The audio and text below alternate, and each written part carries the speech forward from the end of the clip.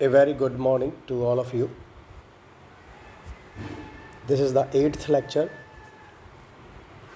of Drugstore and Business Management. Chapter is Channels of Distribution, and today's topic is multiple shops or chain stores. Group of shops, same branch of retail trade की, जैसे आपकी एक medical shop है जो कि बहुत ज़्यादा चल रही है, तो आप शहर के किसी और कोने में चले जाओ और वहाँ जाके एक और शॉप खोल दो, फिर एक और, फिर एक और, फिर एक और, ऐसे करते करते आप ढेर सारी जो शॉप्स हैं उनको खोल दोगे और वो हो जाएंगी मल्टीपल शॉप्स और चेन स्टोर्स। और ऐसा करने वाली जो फ़र्म होती है वो सिंगल बिज़नेस फ़र्म होती है, यानी एक ही व्यक्ति उसको या एक ही बिज़नेस फ़र्म उसको ऐसा कर रही है डिफरेंट लोकेलिटीज़ ऑफ सिटीज़ में या different parts of the country में।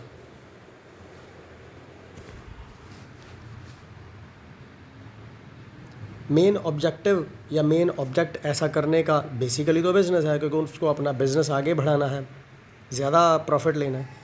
लेकिन फिर भी क्योंकि अगर उसकी एक दुकान अच्छे से चली तो उसकी दूसरी खुली, दो चली तो तीसरी खुली, क्योंकि लोग उसके द्वारा प्रोवाइड की जाने वाली फैसिलिटीज़ को लाइक कर रहे हैं, तो वो कोशिश करेगा कि उन लोगों की लोकेलिटी के पास ही जो उसके वुड बी कस्टमर्स हैं जो हैं या जो वुड बी कस्टमर्स हैं उनके घर के पास, रेजिडेंस के पास ही इस सुविधा को दे दिया जाए ताकि उनको दूर चल के आना ना पड़े। लेकिन जितनी भी ब्रांचेस ऐसे खुलती हैं उसको कंट्रोल एक ही जगह से यानी सेंट्रली कंट्रोल किया जाता है, और हर ब्रांच जो होती है वो सेम लाइन ऑफ गुड्स में ही डील करती है।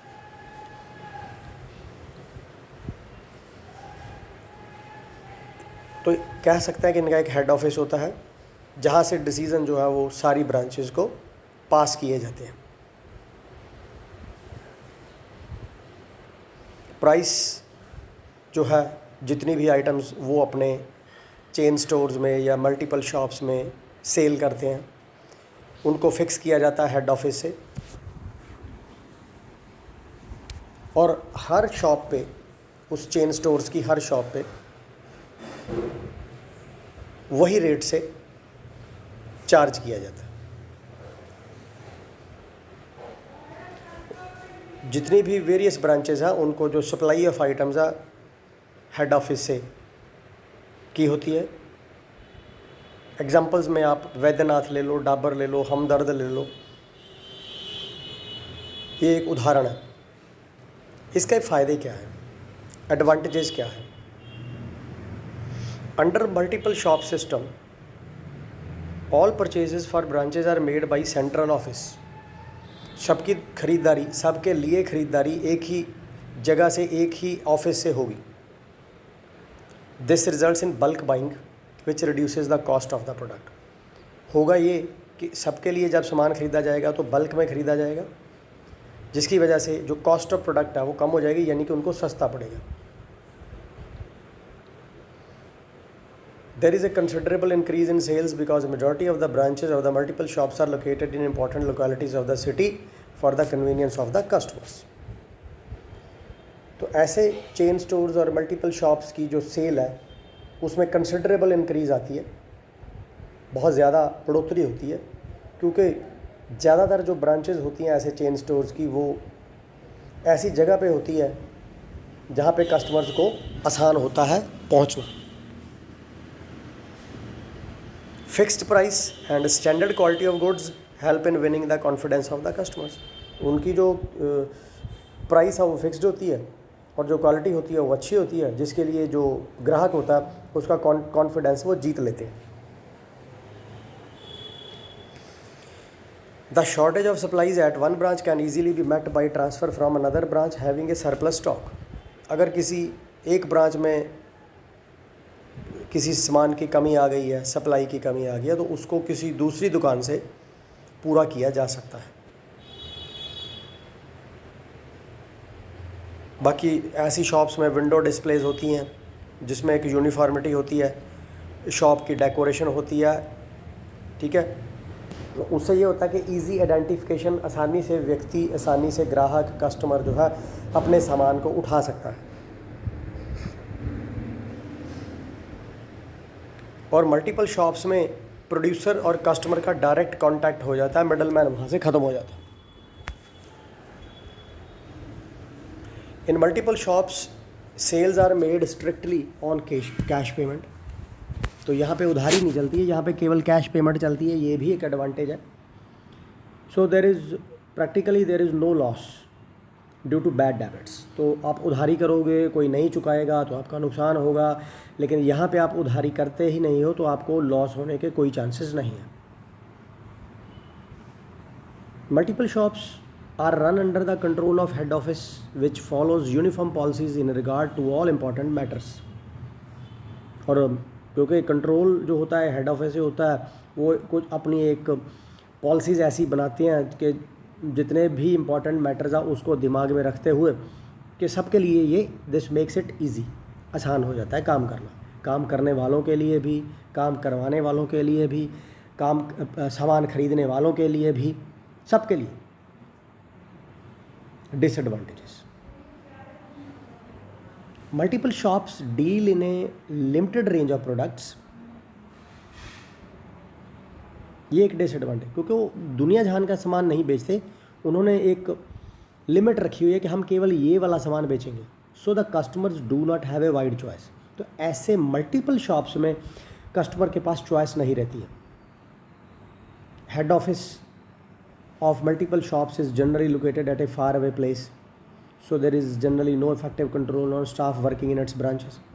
क्योंकि उनका हेड ऑफिस जो होता है ऐसे चेन स्टोर्स का, वो आम तौर पे किसी दूर जगह पे होता है, तो इसलिए एक प्रभावशाली जो कंट्रोल है, इफ़ेक्टिव कंट्रोल जो है वर्किंग स्टाफ के ऊपर उनका नहीं रहता।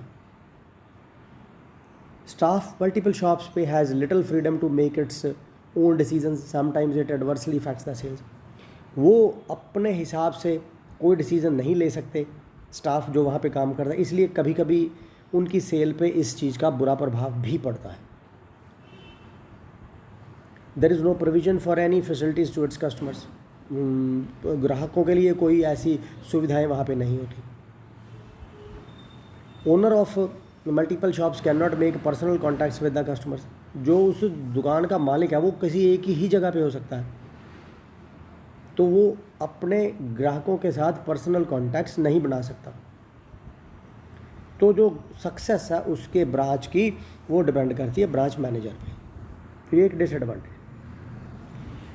अब ये कुछ डिस्टिंक्शंस है डिपार्टमेंटल स्टोर की और मल्टीपल शॉप्स की। जो डिपार्टमेंटल स्टोर है, they offer wide variety of products of various manufacturers to satisfy the needs of the customer, जैसे कि ईजी डे, बिग बाज़ार।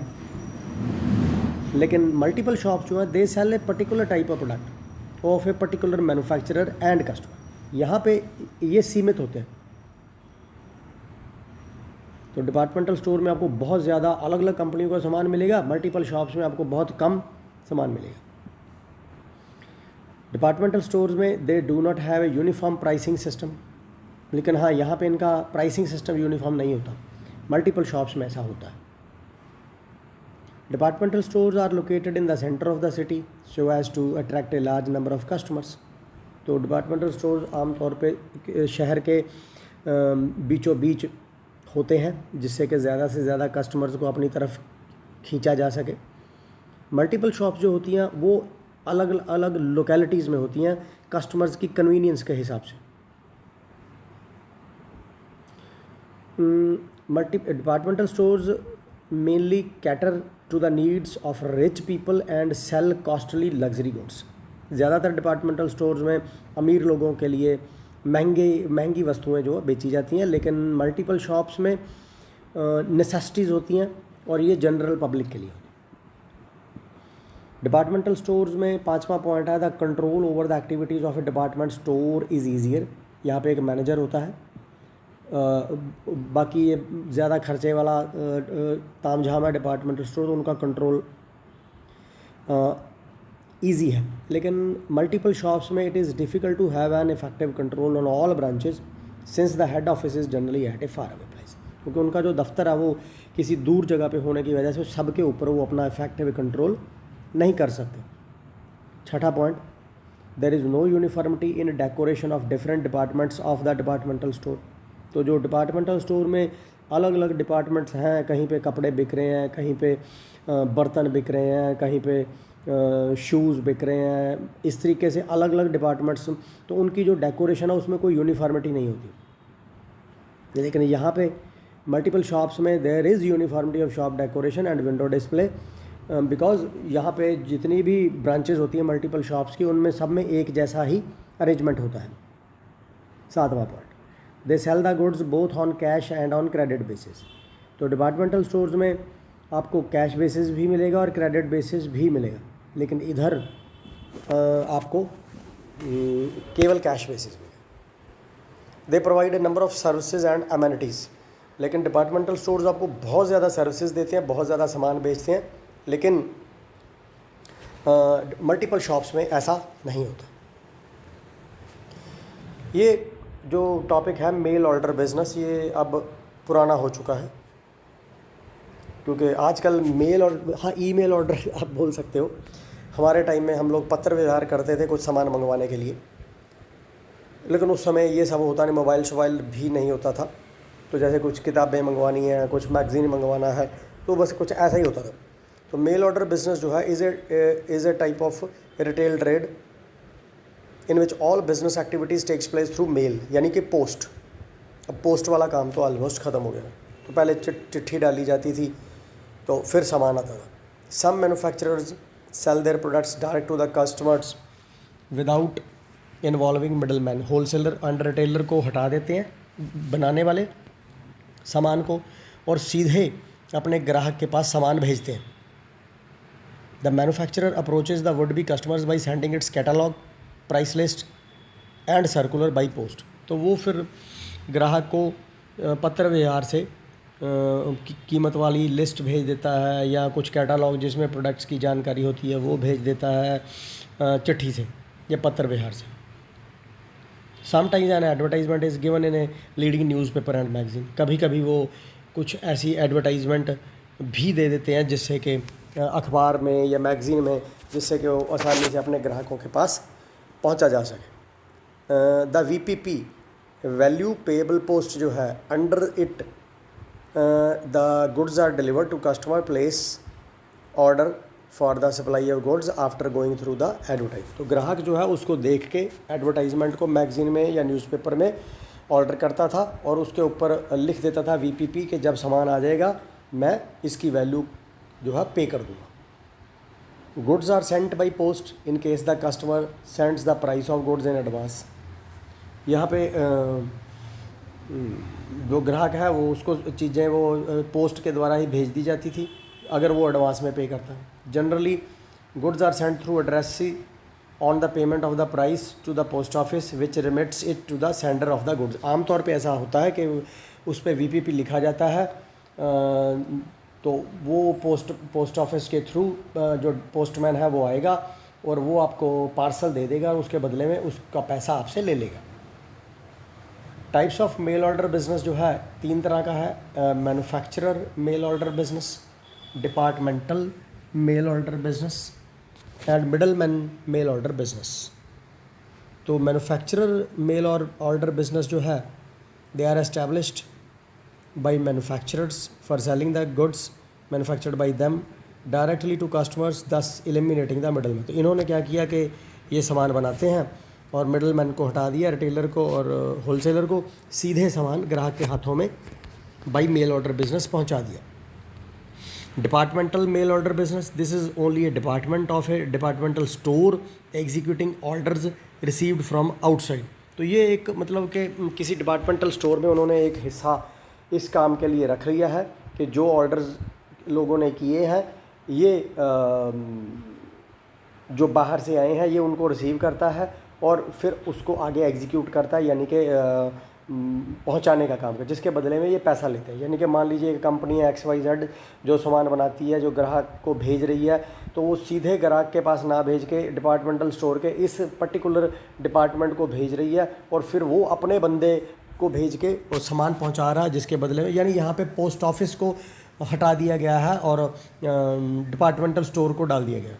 Middle man mail order business जो है, in this case the business house is not engaged in production और wholesale selling but concern only with the sale of goods by mail. तो यानी कि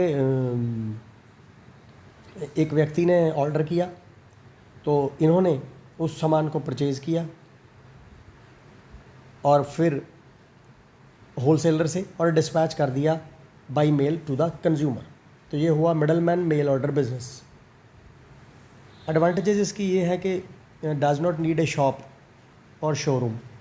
ठीक है, आप काम करो घर से भी कर सकते हो।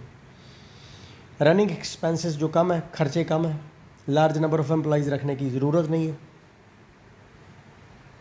This system is very useful for those who live in remote area, जो गाँव में या दूर एरिए में रहते हैं जहाँ पे सुविधाएं कम है, उनके लिए फ़ायदेमंद है क्योंकि उनको घर बैठे बैठाए ये सब कुछ मिलता है।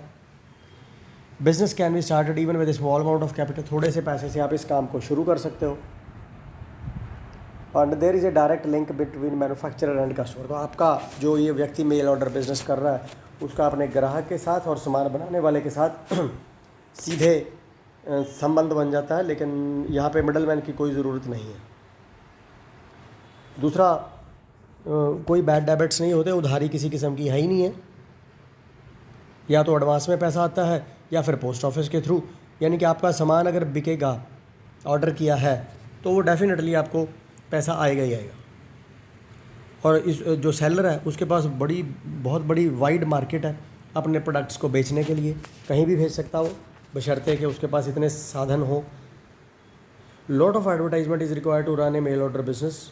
तो लेकिन ये है कि भाई बहुत सारी आपको एडवर्टाइजमेंट करनी पड़ेगी। The result of an advertising campaign can easily be estimated from number of orders, secured quantity और value of goods to order. तो मतलब ये आप एडवर्टाइजमेंट करोगे कि पहले तो आप शुरुआत में कम करोगे, फिर अगर लगा कि ऑर्डर्स आ रहे हैं फिर आप अपना एडवर्टाइजमेंट का एरिया बढ़ा दोगे कि अब आपको यहाँ पे भी एडवर्टाइजमेंट करनी है। तो इस तरीके से जैसे जैसे क्वांटिटी बढ़ेगी वैसे वैसे आपके एडवर्टाइजमेंट भी बढ़ेगी।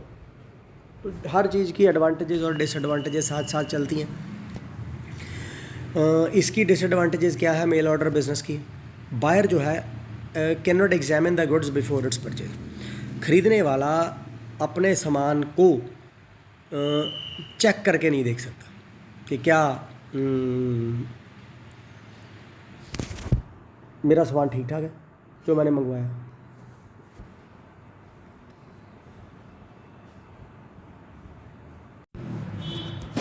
दूसरा डिसएडवांटेज ये है कि भाई लार्ज अमाउंट ऑफ मनी जो है एडवर्टाइजमेंट पे, कॉरेस्पॉन्डेंस पे, पैकेजिंग पे वो लगता है। तो इससे क्या है कि उनके खर्चे बढ़ जाते हैं। उस हिसाब से फिर वो ग्राहक को ही झेलना पड़ता है, वो कीमत बढ़ा देते हैं उस चीज़ की। बाकी क्रेडिट फैसिलिटी है ही नहीं है, उधारी हो नहीं सकती। There is risk of damage of goods during transportation, क्योंकि जब तक ग्राहक के पास सामान नहीं पहुंचता तब तक जिम्मेदारी पहुंचाने वाले की है। तो रिस्क तो है, गुड्स का डैमेज हो सकता है। Customers who like to make inquiries has to waste time and money in correspondence. जो ग्राहक इंक्वायरीज करना पसंद करते हैं उनका समय बर्बाद होता है, उनका पैसा कॉरेस्पॉन्डेंस में बर्बाद होता है, यानी कि पत्र व्यवहार में। अब तो ऐसा होता ही नहीं है ना, अब तो ईमेल है। The illiterate customers can not get the benefit of this. और जो अनपढ़ लोग हैं वो इस सिस्टम का फ़ायदा उठा ही नहीं सकते। There are chances of cheating by a dishonest trader. और धोखा होने के भी चांसेस हैं। अगर कोई बिजनेसमैन बेईमान है, ग्राहक के साथ धोखा कर सकता है। There is a lack of personal contact between manufacturer and customers. तो यहाँ पे जो पर्सनल कॉन्टैक्ट है बनाने वाला यानी मैन्युफैक्चरर और ख़रीदने वाला यानी कि कस्टमर के बीच नहीं है। So it is difficult to make permanent customer. पक्के ग्राहक बनाना मुश्किल हो जाता है। Consumer cooperative stores. In this system customers themselves form a society and run the retail business. यहाँ पे एक पर्टिकुलर एरिया में जो ग्राहक हैं तो वो खुद ही अपनी एक सोसाइटी बना लेते हैं और फिर वो सामान खरीदते हैं अपने ही लोगों के अंदर बेचने के लिए। Basic purpose is to eliminate middle man. यहाँ पर भी उन्होंने मिडल मैन को एलिमिनेट कर दिया है। जो फ़ायदा मिडल मैन ले रहा था वो समझते हैं कि हम चीज़ें ही अपने बीच में सस्ती करके ले लेंगे। Capital required for running the cooperative store is subscribed by the members through the purchase of shares of small denomination. तो थोड़ी थोड़ी पूलिंग, थोड़ा थोड़ा पैसा वो अपनी जेब से लगा के इस रिटेल स्टोर को, रिटेल बिज़नेस को शुरू करने में लगा देते हैं। इवन के जो गरीब कस्टमर है वो भी कुछ इसमें हिस्सेदारी डाल सकते हैं। Consumer cooperative store purchases their requirements in bulk from the wholesaler at a wholesaler rate and sell them to their members at the market rate. तो होता बस यही है कि भाई उन्होंने अपने लिए ही ये दुकान खोली है, वो बाहर के लोगों के लिए नहीं खोली है, तो वो बस सामान होलसेलर से होलसेल रेट में ले लेते हैं और अपने लोगों में उसको मार्केट रेट पे बेच देते हैं। तो a part of profit earned in this business is passed on to the members in the form of bonus और परचेज। तो मतलब अगर उनको उसमें भी प्रॉफिट हो रहा तो फिर वो प्रॉफिट भी अपने अंदर ही अपने लोगों में ही बांट लेते हैं और किसी रूप में बोनस दे के या परचेज़ के ऊपर फ़ायदा दे के। Besides the bonus, the members holding shares in the capital of the society get a dividend on their shares। बाकी ये है कि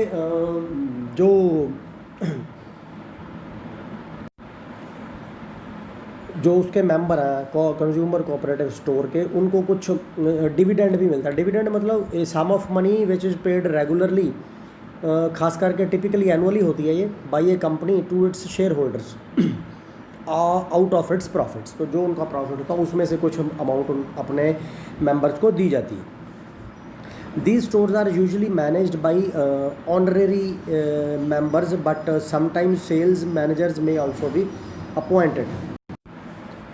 तो ऑनरेरी मेंबर्स मतलब उनको कोई सैलरी वैलरी नहीं मिलती है, बस ये है कि भाई वो लोग उस पर काम कर रहे हैं, उसको कुछ फ़ायदा वैसे मिलता होगा, चलो अलग, उनको कुछ कोई मैनेजर अपॉइंट करने की ज़रूरत नहीं है। कोई बंदा खाली है बोलता चले यार मैं देख लूँगा, क्या फ़र्क पड़ता है। Advantages, consumer gets better quality goods at lower price as middle man profits are. एक तो यह है कि भाई उन्होंने अपने लिए बनाया है तो खुद ही वो कंज्यूमर हैं, तो उनको बेटर क्वालिटी की चीज़ें मिल जाती हैं कम कीमत में। दूसरा, it promotes drift among members and increases their economic security. It promotes thrift among members and increases their economic security. तो उनके अंदर अपने पैसे को क्वालिटी ऑफ यूजिंग मनी जो है और उनके जो रिसोर्सेज का केयरफुली, ताकि उसको वेस्ट नहीं करना, उससे ज़्यादा उनकी इकोनॉमिक सिक्योरिटी बढ़ जाती है, उनका फ़ायदा बढ़ जाता है। Consumers have complete control over the society running stores, so thus the genuine needs of the majority of the consumers will be promptly met by such store. तो वो उनका खुद का कंट्रोल है कि सबको पता है, थोड़े से लोग हैं उसमें किसको क्या चाहिए, ऑलमोस्ट वो कॉमन चीज़ें वहाँ पे आती हैं और वो सबकी ज़रूरतें वहाँ पे जितनी हो सकती हैं पूरी होती हैं।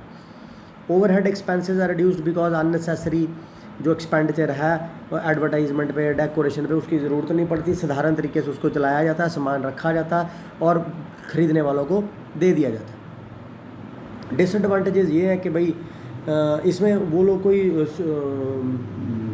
इस चीज़ के जानकार तो होते नहीं हैं, उनको एबिलिटी तो होती नहीं है, एक्सपीरियंस तो होता नहीं है बिज़नेस करने का, तो ऑनरेरी मेंबर्स के बेस पे उसको चलाया जाता है। ठीक है, तो जनरली लार्ज स्केल पे इसको चलाया नहीं जा सकता, इनके रिसोर्सेज कम होते हैं, बिगर रिसोर्सेज होते हैं generally speaking. So there is much to be desired as regards the loyalty of the member. और दूसरा ये है कि भाई अगर कोई बेईमान है तो फिर से यहाँ पे नुकसान होने के चांसेस हैं। Hire purchase trading houses, in this form of business buyer जो है, खरीदार जो है, gets credit from the seller against the security of a lien on the goods purchased by him. यानी इन दिस सिस्टम बायर क्या करता है, खरीदार क्या करता है, acquire the ownership of goods, वो कुछ सामान खरीद लेता है only after he has paid the total price, जितनी कीमत उसकी है उसको पे करके, an agreed equal number of instalments, या फिर उसकी इंस्टॉलमेंट्स जो एग्री कर दी गई हैं उसके हिसाब से। Initially buyer only pays a part of purchase price, शुरू में वो थोड़ा सा पैसा दे देता है गुड्स का, रेस्ट ऑफ जो प्राइस है, जो कीमत है, उसको इक्वल पीरियोडिकल इंस्टॉलमेंट्स में मंथली या हाफ ईयरली बेसिस पे देता है। Ownership of goods continues to be with seller. तो जब तक वो, जैसे कि आपने कोई मोटरसाइकिल ख़रीदना है किस्तों पे, तो जब तक आप पूरी किस्तें नहीं दे देते तब तक आप उसके मालिक नहीं होते, तब तक ओनरशिप जो रहती है वो कंपनी की रहती है या जिसने आपको फाइनेंस करके दिया उसकी रहती है। बस वही चीज़ है ये। When he has paid the final instalment of the price of goods, तब उसको ओनरशिप मिल जाएगी। In case of default the seller is free to take back the goods from the buyer. अगर कोई किस्त नहीं देता तो फिर जिसने फाइनेंस किया वो सामान उठा के ले जाते हैं वहाँ से। Furthermore instalments already paid by the buyer are forfeited, और जितनी उसने इंस्टॉलमेंट पे कर दिया वो भी उसको वापस नहीं होती। So these are treated as hire charges for the goods. तो under the hire purchase system the sale does not take place until the last instalment of goods has been sealed. लेकिन सेल किसी चीज़ की तभी मानी जाती है जब आपका पैसा आपको मिल जाए और सामान लेने वाला सामान ले जाए। तो हायर परचेज ट्रेडिंग हाउस में सेल तभी मानी जाएगी जब लास्ट इंस्टॉलमेंट पे कर दी जाएगी। These instalments always include interest as the seller has to wait for some time till the full price is received. तो यहाँ पे भाई अगर आप किस्तों पे सामान खरीदते हो तो आपको उस पर कुछ ना कुछ इंटरेस्ट देना पड़ता है। एडवांटेजेस सिस्टम जो है, full facility to purchase costly goods, जैसे कि घर खरीद सकते हो आप किस्तों पे, आप refrigerator, TV set, car, scooter वगैरह किस्तों पे खरीदते हो। Small scale and medium scale manufacturers can install the required machinery and tools without paying the total amount for it. तो इसका फ़ायदा ये है कि जिसने भी छोटी मोटी इंडस्ट्री लगानी है वो बंदा इस सिस्टम का फ़ायदा उठा के अपनी मशीनरी खरीद सकता है, फिर किस्तों पे उसका पैसा बेचने वाले को दे सकता। System helps to increase the sale of costly and non-essential luxury articles because it attempts a very large number of people to buy the same। आप बनाने वाला इतने अच्छे से उसकी एडवर्टाइजमेंट करता है, कई बार टेम्पटेशन हो जाती है, इच्छा किसी को सामान नहीं भी लेना तो भी वो सामान को ख़रीद लेता। तो ये सिस्टम उसमें हेल्प करता है। Even people who have enough money to pay at once use the price of the desired article may prefer to chase their requirements under higher purchases। तो किसी के पास पैसा है भी, वो दे भी सकता है, तब भी वो प्रेफर करता है कि एक साथ अपना पैसा क्यों दूँ, मैं फिर हायर परचेज सिस्टम के तहत किस्तों पे सामान ले लेता हूँ। तो उसको वही पैसा वो किसी और जगह पे लगा सकता है। डिसएडवांटेजेस ये है कि भाई people may be tempted by instalment plans to buy things which they can not afford. जो चीज़ किसी को चाहिए ही नहीं, ज़रूरत ही नहीं है, उसको भी वो व्यक्ति खरीद लेता है। ये एक डिसएडवांटेज है। The traders dealing in hire purchase have to range a large capital to finance their. तो जो बंदा इस बिज़नेस को कर रहा है हायर परचेज सिस्टम को, उसको बहुत ज़्यादा पैसा चाहिए अपना ये किस्तों वाला काम शुरू करने के लिए। Goods purchased on higher purchase basis are costlier than its actual price because the higher purchase price include the interest। और जो चीज़ें आप हायर परचेज सिस्टम के तहत रह के खरीदते हो वो आम तौर पे महंगी होती हैं, क्योंकि आपको उसके ऊपर एक जो ब्याज है वो देना पड़ता है। Thank you, this is all over today's lecture. Stay safe, stay at home, don't forget to wear mask and keep washing your